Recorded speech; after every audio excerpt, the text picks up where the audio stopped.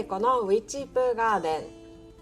こちらのチャンネルではオーストラリアのケアンズで自然に優しい生き方を目指す私玲子が麹などの発酵や星読み、タロットについて発信するチャンネルです。今回は12月31日大晦日にありますヤギ座新月の新月図を読んでいきたいと思います。今回はチャートを読んでいく以外にそれぞれの日本各地で新月を迎える際に受け取るサビアンメッセージを中心に地域別のリーディングもご紹介していこうと思います。最後におまけでケアンズの新月図も読んでいきますのでぜひお付き合いください。今回の新月は12月31日の朝7時27分頃に迎えます。新月が起こる角度はヤギ座の 9.44なのでサビアンでは10度。サビアンシンボルは手から餌をもらうアホウドリ。いや、アホウドリって聞くとなんかなと思いますが、英語名ではアルバトロスと言います。なんかいきなりかっこいい鳥な感じがしてきますよね。そしてこのアルバトロス、鳥の名前ってだけではなくって他にも意味があるんですよ。何かを行ったり達成したりするのを難しくまたは不可能にする継続的な問題や心理的な負担も意味するそうです。そんなアルバトロスが手から餌をもらいに来ているということは仲良くなれるチャンスっていうことかなというふうに思います。このサビアンシンボルの意味は素直さを発揮してどんな人とでもコミュニケーションを楽しむ、未知との遭遇、異文化や全く違う習慣の世界観を受け入れるです。ますますそんな気がしてきますよね。何かを行ったりするのを阻む問題と仲良くなれる新月なのではと思ってしまいますね。そしてそんなサビアンの裏テーマを見れるドデカテモリーはお羊座。お羊座の勇気で始めるぞえいって感じですね。今から挙げることで一つでもピンとくることがあったらそれを2025年の新年の抱負に取り入れてみられてはいかがでしょうか。好奇心と向上心を発揮してどんどん新しいものに飛び込んでいく、外国などの異文化や自分とは全く異なるジャンルの中に飛び込んでいく、困ったら一人で頑張ろうとせずに誰かに頼む、相談する、外注する、生き物や自然を大切にする心を持つ、協力し合うことで得られる成果を受け取る、高く飛ぶために不安を払いのける、素直になって人との交流を楽しむ。なんかこれ読んでるだけでも新年を迎えるのがワクワクしますよね。そしてそんな素敵な度数で新月を迎えるなんて宇宙の采配ほんまに来てるなって思います。そしてこれに気づけた私たち超ラッキーと思いました。サビアンからのメッセージはとりあえずこれくらいにして次は星を読み進めていきたいと思います。今回の新月はアセンダントというエネルギーの玄関口に近いところで起こっています。自分らしさがキーになるんだろうなと思います。新しい一年、あなたはどんな自分でいたいですか？可能性は無限大。想像できることは全部叶えられることだという人もいるくらいです。私はたくさんの素晴らしい人たちと関わり合いながら自分の好きなことをやりまくって2025年は個人事業主という今までの私とは異なるジャンルに飛び込んで成果を受け取らせてもらおうと思います。ヤギ座の守護星は土星。その土星がいるのは日本ではお金を含む自分の持ち物を表す2ハウスというところにいます。お金に関する意識改革が必要なのかなと考えてみたり、金銭に関する意識改革って水亀座時代だし仮想通貨もっと来るんかと思ってみたり、来年は見年なので金運がいいって一般的に言われてますよね。新月なので重なっている太陽と月はこの土星とは調和の角度をとってますので強い責任感や現実的な感覚を高めていくことができるのかなと思います。その土星は木星とタイトな90度でスクエアという角度、現実な考え方と超楽観主義が出会い頭でバーンとぶつかる感じですね。少女漫画でよくあるような土星さんにお茶目木星ちゃんが出会い頭でバーンとぶつかって運命の出会いみたいな全然違う2人だから生まれる気づきがありそうですよね。私のように超楽観主義すぎる人は現実的な考え方をすることを強いられて、現実的な考え方をいつもしがちな人は逆に超楽観主義的な考え方を取り入れてみるといいのかも。そして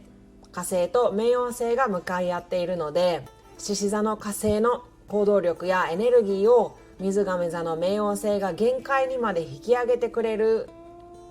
そしてそんなところに海王星が調停してくれていて、結構好き勝手なことをやってもダメージ少ないのかもなとも思います。海王星は境界性をなくす性質があるので、自分のことなのか他人のことなのか境界が曖昧になって、かなり自分のことと他人のことで没頭してしまうのかも。ストイックになりすぎ注意です。食べることと休むことは忘れずに。あと最近お気に入りのポートオブフォーチュンというのも見てみました。そしたらね、今回の新月のポートオブフォーチュンは水亀座だったんですよ。なので水亀座的な行動が次の新月までのラッキーアクションになるんじゃないかなと思いました。好きなことを深めるグループなので、横のつながりを意識してみてはいかがでしょうか。では以上の天体の動きをまとめてみると、グループでオンラインで横のつながりを深めていたら、どんどん新しいアイデアが出てきてやってみようという気になって、ちょびっとだけお小遣いで買ってみた仮想通貨が盛り上がって、金銭的にも余裕が出てきて実際に行動に移せそうってなったり、超楽観的な人と現実的な人が交差することで、お互いのいいところを混ぜ合わせてすっごい素敵なものが生まれそうみたいな。いや、こういう読み方も楽しいですよね。はい、それでは日本の複数の都市をピックアップして地域ごとに見ていきたいと思います。今回は大阪、東京、札幌、金沢、広島、那覇をピックアップしてみました。この中でほとんどの都市では1ハウスで新月を迎えるんですが、東京だけ12ハウスで新月を迎えます。日本国内でもハウスが違うなんて面白いですよね。ではまず東京から見ていきましょう。東京は12ハウスで新月を迎えます。内省や浄化、精神的な成長に焦点が当たるタイミングなのかなと思います。12ハウスは潜在意識や隠れた側面などを象徴する場所なので、この新月は心の奥深くと向き合う機会を与えてくれます。新月は新しい始まりを象徴しますが、12ハウスの場合、次の1ハウスへと移動する際に、その始まりがより明確になる準備段階として作用します。環境や心のデトックスを検討してみてください。物理的な片付けや制限的な思い込みを手放すなどの象徴的、精神的なものをされてみてもいいかもしれません。この角度のサビアンシンボルはユニオンジャック、イギリスの国旗ってことですね。このサビアンシンボルのキーワードはセルフコントロール。自分の内面、感情をコントロールして自分の意思で管理し、主体性を発揮しながらも周囲と折り合いをつけていきながら頑張りましょう。裏星座のドデカテモニーは蟹座と獅子座。主体性を発揮して自らの意思で反応を選び取ること。自分のために責任感を発揮する自己責任力を身につけること。反応を自らの意思で選択していくこと。そして何か自分にとって正しい行為なのか明確にしておくことというのが大事になってきます。今回のサビアンシンボルと新月の起こる位置から考えると、内省から新しいことを始める準備を始めましょうということかなというふうに思います。次は1ハウスで新月を迎える地域に移っていきましょう。今回ピックアップした地域では東京以外すべて1ハウスで新月を迎えます。1ハウスは自己を司るハウスであり、アイデンティティ、外見、行動、そして周囲に関する印象がテーマとなります。この新月は自己改革や新しいスタートを切るための絶好のチャンスです。目標を具体的に書き出して、それを達成するための行動計画を立てましょう。そして実際に行動に起こすことも大事です。小さな一歩から始めることで大きな変化が生まれます。それではその中でも詳しく地域別に見ていきましょう。まずは大阪から。大阪のサビアンシンボルは病院の小児病棟にあるたくさんのおもちゃ。メッセージは健全な人格。意味は思いやりや愛情などを育てていい社会を築くために成果を上げていくという感じですね。裏テーマのドデカテモリーは双子座。双子座の知性を利用してヤギ座に力を与えてくれます。社会に参加しているという意識を高めて社会貢献をする。地道にじっくりと一つの分野を極めていく。誰かをケアする。社会貢献することで自分の日常がより価値のあるものになる。この辺りの地域で新月を迎えられる方は社会貢献から1ハウス的な新しいスタートを切っていきましょう。そして次は札幌と金沢です。これはね、2つとも同じ角度で新月を迎えるということが分かったんですよね。